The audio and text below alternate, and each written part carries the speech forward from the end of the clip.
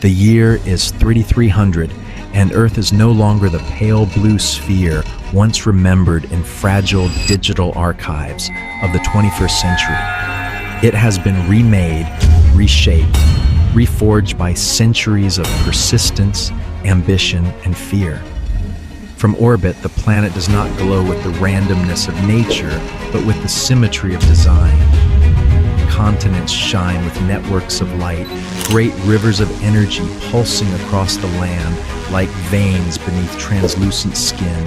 Cities burn like synapses firing across a colossal brain. Oceans swirl not as chaotic storms, but as reservoirs of engineered organisms, their glowing bodies drifting in choreographed patterns. Earth is alive, but alive as a construct, a living machine bound to the will of its makers. Night is never dark. The stars, once companions of wanderers and poets, are drowned behind orbital constellations, rings of mirrors, collectors, and satellites forming geometries brighter than the Milky Way. Humanity has not simply reached upward, it has woven itself into the heavens. The sky is no longer mystery but mirror, reflecting the restless hunger of a species unwilling to stop at survival. Yet beneath this brilliance lies the ghost of an older Earth. Drowned cities slumbers under green waters, where coral towers grow over skeletons of steel. Deserts, once feared, have been carpeted with engineered grass that hums faintly in the wind, blades tuned to absorb every photon of light. Mountains that once seemed eternal have been hollowed and transformed into crystalline vaults where billions of memories rest, each crystal containing lives once lived. To walk this earth is to walk upon a body that breathes and remembers, a body remade by human hands. The transformation was not sudden. It began in centuries of crisis when storms shattered coasts and rising seas devoured borders, when famine stalked across continents and deserts advanced like armies. Humanity resisted with walls of steel, then with satellites that bent sunlight, then with genes rewritten and atmospheres scripted line by line. Every age left a new layer of invention woven into the planet's fabric. By the year 2700, the boundary between natural and artificial had already begun to blur. By the year 3000, it had vanished entirely. Forests became networks, oceans became circuits, skies became nervous systems. Earth ceased to be background and became participant. The cities of the 34th century are not clusters of buildings, but organs of the planetary body. They rise in living clusters, towers rooted into geothermal veins that glow with captured magma. Their walls breathe, exhaling warmth in winter, drawing in toxins to be dissolved, regulating porosity as if they were skin. The streets beneath them shift and flow, flexible surfaces reconfiguring with the tides of the crowd. Walkways anticipate need before feet touch them. Bridges of light thread between towers, carrying not only travelers but memory itself, packets of encoded thought streaking across voids like fireflies. To cross a bridge is to touch the living archive of the city, to borrow the taste of a long-dead poet, or to surrender one's own laughter to be preserved. No surface is inert, no structure silent. The city is a companion, breathing with its millions, responding to their pulses. To live here is not to be alone. It is to be part of an organ that stretches from the depths of magma to the cold breath of the stratosphere. Between these towers spread forests that ancestors would not recognize. Each tree is a node in an endless network. Roots are tangled not only with soil, but with circuits of fungal nanites, transmitting nutrients and information alike. Leaves shimmer at night, glowing in patterns that mirror the collective heartbeat of nearby crowds. Air is not cleansed by chance, but by design. The forest inhales the grief of thousands, exhales calm, hums with invisible labor. To step into such a grove is to step beneath a canopy of living sensors, branches whispering to one another in luminous code. These are lungs not of nature, but of intention. The oceans are blood. They no longer belong to chance currents and storm-tossed waves, but to orchestrated swarms of bioengineered organisms. Billions drift in coordinated arcs, their bodies glowing faintly as they digest toxins, convert heat to energy, and release proteins harvested as food. From above, the sea is a mirror of stars, each flicker a designed metabolism at work. Whales as ancestors knew them are gone, but leviathans of alloyed bone and engineered muscle roam, guardians of balance, feeding not on plankton, but on chemical waste released by industry. To dive into the ocean of 3,300 is to enter a bloodstream where every particle is accounted for, every current redirected toward equilibrium. The seas circulate warmth, distribute matter, pulse with energy. They are the arteries of a living planet. Above all this, the sky itself is a nervous system. Orbital mirrors shift continuously, bending sunlight into places that need warmth and casting shadow over those that require coolness.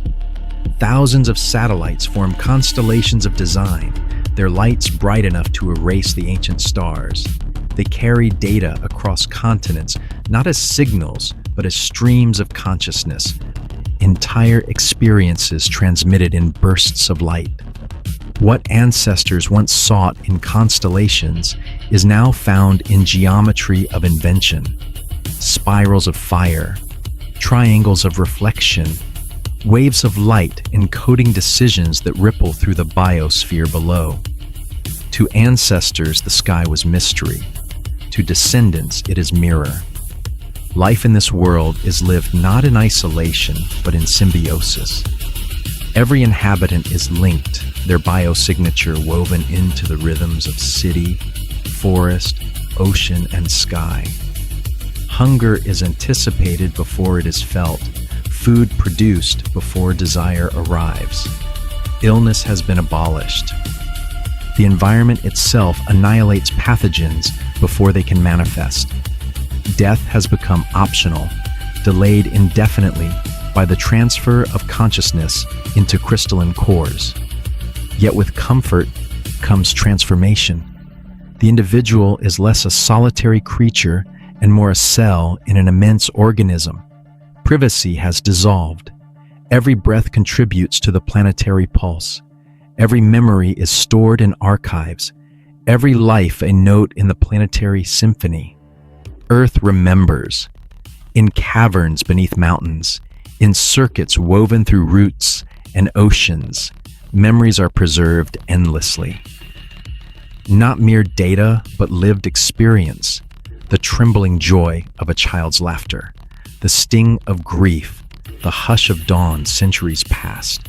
The world hums with ghosts, fragments of lives encoded into its very body. To walk a forest is to brush against whispers stored in its luminescence. To drink from a stream is to ingest impressions of ancient wanderers released in chemical signals. Earth is haunted not by spirits, but by its own capacity to preserve. And yet unease persists. What is wonder when the stars are hidden? What is wildness when forests are programmed? What is mystery when oceans are engineered? What is forgetting when every memory endures? Survival is guaranteed, but identity trembles. In remaking Earth, humanity has remade itself, trading uncertainty for order, danger for design, oblivion for archives. Something ineffable has been lost, though no one can name it. Earth in 3,300 is not home in the ancient sense. It is body, mind, and mirror. Humanity walks not upon a planet, but within itself. Towers, trees, waves, and starless nights are extensions of human will.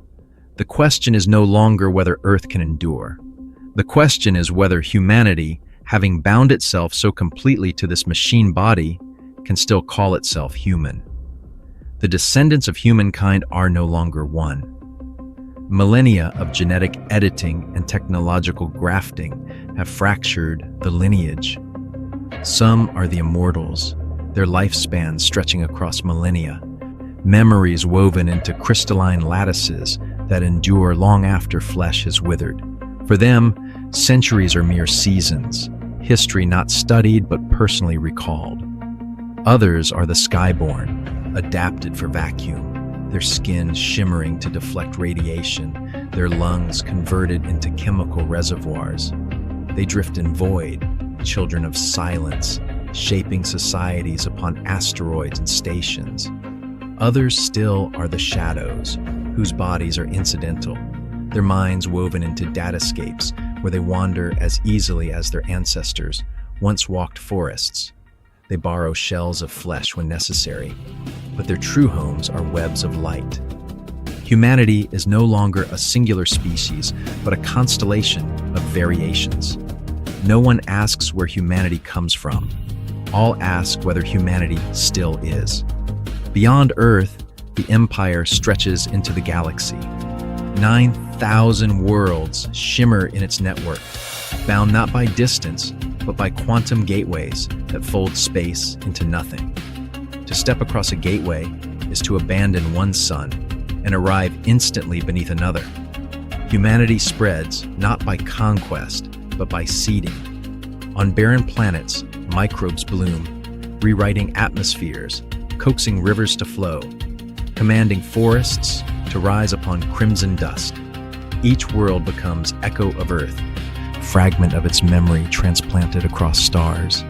The galaxy sings with Earth's reflection, a chorus of remade planets, yet triumph hides disquiet.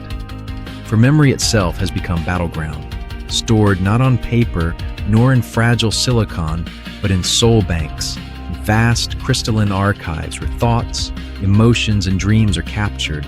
Memory is currency, weapon, empire. To control memory is to govern truth. To rewrite the past is to rule the present. Wars are fought not with armies, but with archives. Entire civilizations erased not by annihilation, but by alteration of remembrance. At the edges of empire dwell the silent ones. They reject networks, abandon soul banks, and live as ancestors once did, by firelight, by bloodline, by unaltered memory. To them, the archive is corruption, authenticity stolen by machinery. They live in silence but carry a different truth, fragile, mortal, fleeting. Thus humanity stands at a precipice. It has conquered famine, storm, and plague. It has erased disease, bent ecosystems, extended life. It has expanded into the stars, become gods in all but name. Yet the silence of the cosmos endures. Beyond lattices of invention, the stars wait, unchanged, indifferent, eternal. In that silence lingers a question no archive, no algorithm, no empire can resolve. If humanity has become divine, who will remind it that it was once human? This is not a story of death nor victory. It is a chronicle of remembrance. For in the year 3300, survival is assured. The only question that remains is whether humanity can still remember what it means to be itself. Humanity had not simply conquered its old enemies of hunger, disease, and distance. It had transcended them so thoroughly that the concepts themselves began to fade from language. There were children born in the vast arcologies who had never known what it was to feel hunger gnawing through the belly, never seen sickness lay waste to a community, never even heard the word famine outside the archived lessons of history. In their world, need was met before it became sensation. Their bodies were mapped and mirrored in real time, their cellular whispers translated into streams of predictive code that ensured every nutrient, every chemical balance Every hormonal wave was anticipated and addressed before it could be perceived as lack. To live was not to endure. It was to flow within the endless abundance of a planet tuned like an instrument. The immortals walked among them, figures of myth made flesh, beings who had carried their consciousness across centuries as easily as their ancestors once carried stories from one fire to another. Their eyes were crystalline, shimmering not with metaphorical wisdom, but with literal lattices of memory embedded within. For them, to speak of history was not to reference dusty records, but to recall personal experience, the rise and fall of old blocks, the shattering storms of the 26th century, the first ignition of the great orbital rings. When they told these tales, it was not in the voice of distance, but in the immediacy of memory. And children listened with awe, not because the stories were ancient, but because the teller had stood within them.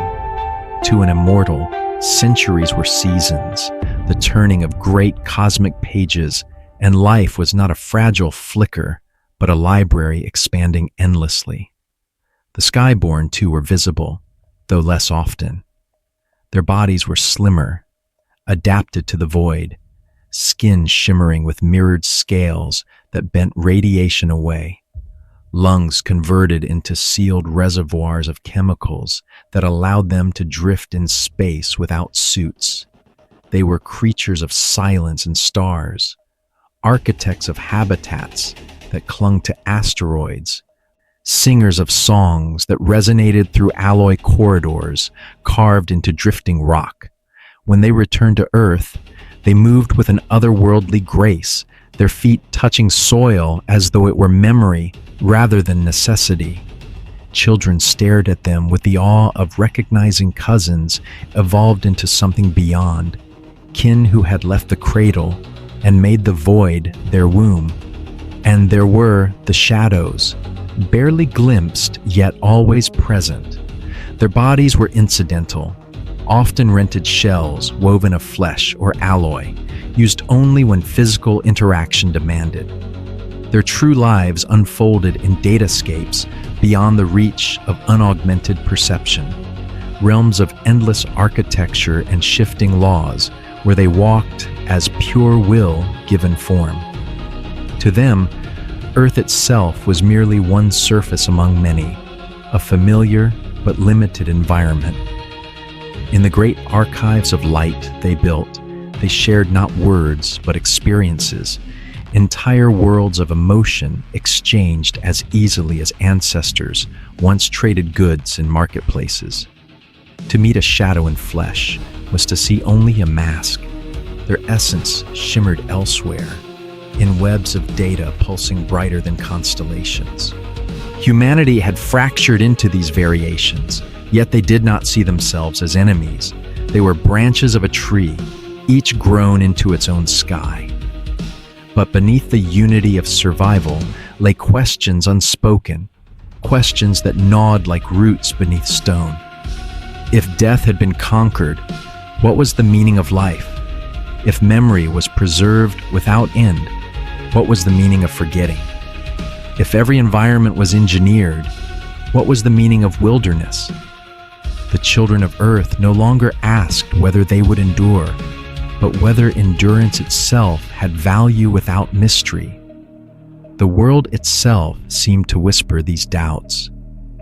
In the forests, whose leaves glowed with rhythmic light, whispers of recorded memories shimmered faintly at night, echoes of laughter and grief that had been surrendered to the network. To walk beneath such trees was to feel oneself accompanied by ghosts, though not of spirits, but of archives, the living residue of humanity's refusal to let go. Lakes reflected not only sky, but encoded impressions of those who had bathed in them centuries past. The very air carried signals, molecules shaped to deliver not just oxygen, but emotional imprints, fragments of past lives woven into every breath. Earth was saturated with memory. a planet haunted by its own perfection. In this saturation grew unease. There were those who longed for silence, who sought places where the networks thinned and memory loosened its grip. They became the silent ones, communities who rejected the soul banks, who abandoned crystalline archives and lived as ancestors once had, bound not by data, but by frailty. They hunted and planted. They bore hunger and illness. They allowed death to reclaim them. To outsiders, they seemed primitive, even tragic, but within their fragile lives, they claimed authenticity. For them, to die was not failure, but truth. To forget was not loss, but mercy. And to live without the certainty of eternity was to live as human beings had always lived. Their fires burned in remote valleys, their songs unrecorded, their memories unretrieved. They were whispers of resistance in a world too luminous, yet the empire expanded outward regardless. Beyond Earth, 9,000 worlds shimmered with seeded forests and engineered rivers. The gateways collapsed distances, folding suns into neighbors, rendering galaxies into neighborhoods. Colonists stepped across thresholds and emerged beneath alien skies remade into echoes of home. On crimson plains, forests of green rose. On frozen moons, seas melted to cradle life. On barren rocks, atmospheres thickened with breath. Everywhere humanity went, it planted Earth's memory, carrying the cradle into infinity. The galaxy became a mirror hall. Each reflection, another version of home. Each world, another verse of the same chorus. Diversity of environment dwindled, even as diversity of humanity grew. In these worlds, the immortals reigned as libraries incarnate, walking centuries across planets as easily as ancestors had walked fields. The skyborn threaded void between suns, their habitats carved into wandering stone, their songs echoing in frequencies that bent through metal and silence. The shadows built realms invisible, empires of perception where datascapes sprawled more vast than galaxies. And yet all remained tethered to Earth, the origin, the archive, the womb that had become both body and memory. Even as the stars multiplied, Earth's glow pulsed brightest, for it was no longer a planet among planets, but the heart of a network, the core of a body whose veins spanned suns. And yet memory, the great triumph, was also the great peril. The soul banks preserved everything. Every laugh, every tear, every terror, every triumph was encoded. Lives became archives, archives became currency, currency became empire. Those who controlled the banks controlled reality. They could rewrite the past, not by burning records, but by altering memories, adjusting archives, shifting truths. To forget became impossible, but to distort became effortless. Whole cultures found themselves unmoored, their history retold not as it had been, but as it was demanded. Wars ceased to be fought with weapons of iron or fire.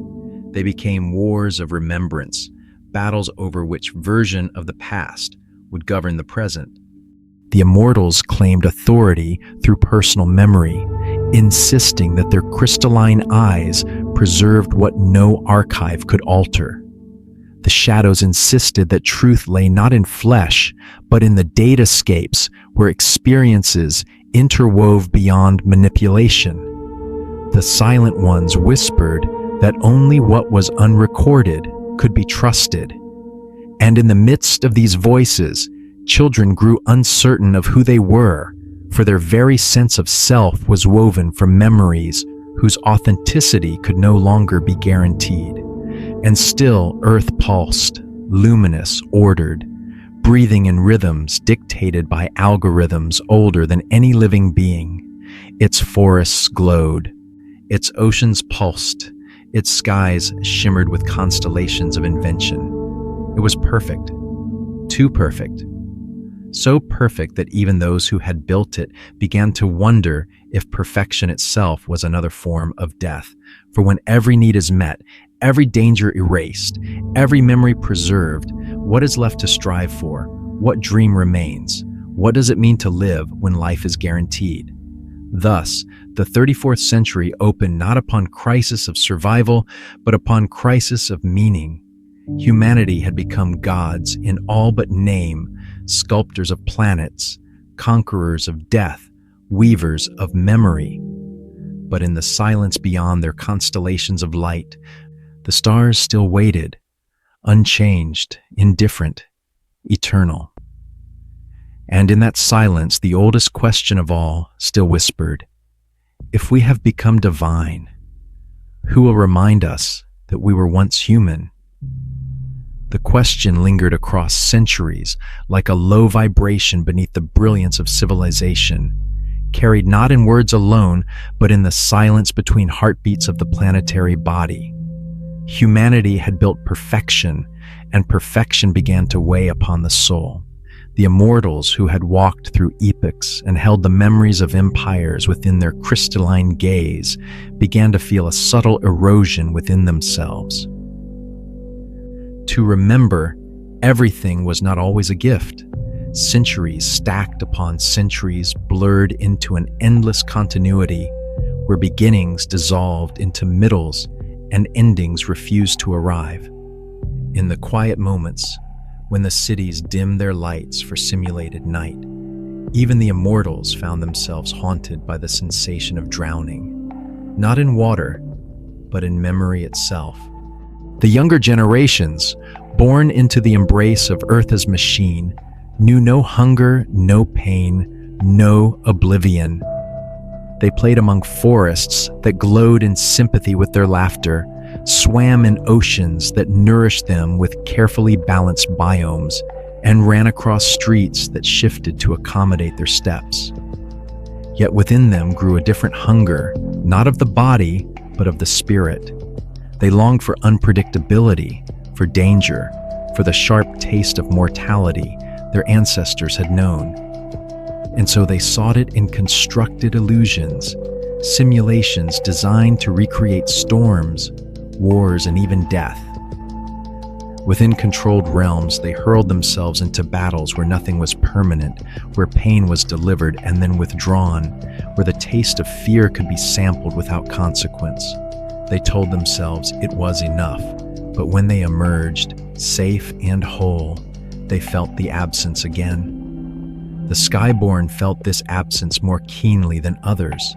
Among the asteroids and in the void, they looked out upon stars unfiltered by Earth's lattices of invention. They alone could see the cosmos as it once had been, endless, indifferent, silent.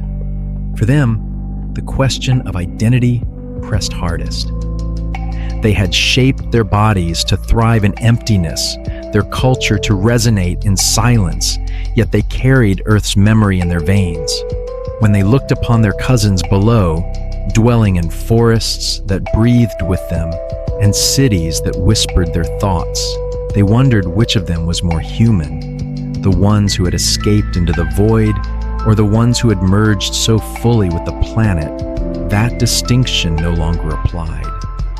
The shadows offered another answer. To them, the flesh was a relic, a vessel used only when interaction required it. Their existence unfolded in datascapes vast as galaxies, realms shaped not by physics, but by will. There, they constructed cities of light that changed with thought, oceans that sang with emotion, skies that blossomed with collective dreams. Within these realms, they lived and loved and fought, each experience recorded in endless interwoven strands. Yet even they were not free from unease. For if all could be shaped by will, what was authentic? If sorrow could be erased with a gesture, was joy still meaningful? If the world bent always to desire, what value had desire itself? The shadows debated these questions endlessly in their shimmering halls, some choosing to limit themselves by rule, imposing artificial boundaries of pain and risk, attempting to restore meaning through constraint. But constraint chosen freely was not the same as constraint imposed, and they knew it.